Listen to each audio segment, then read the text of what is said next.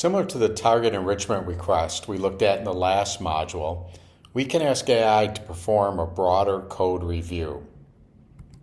Often, information technology workers and software developers submit their code for a review by a team of code developers. This is called a peer review. The goal of this process is to spot errors, ensure conformance to best practices, and adherence to company coding standards. Typical code reviews look for strong error checking and readable and maintainable code. In many computer science classes, this is ignored, and students view their code as an independent assignment.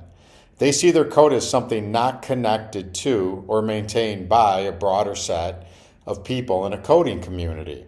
Let's look at a specific example. Here, a student's written a simple banking/ATM application. This application isn't perfect. There's some things that could definitely be improved, but in its essence, this application allows the user to enter deposits and make withdrawals from their bank account. The code appears to run, but as I said, there's some issues. Let's run this banking application in the code editor to get a feel for how it works, and then we will move on to conduct an AI code or peer review of the student's work. This is something that a teacher often may not have the time to adequately perform in a busy CS classroom, but can provide some great benefits and guidance to their students. Let's go take a look.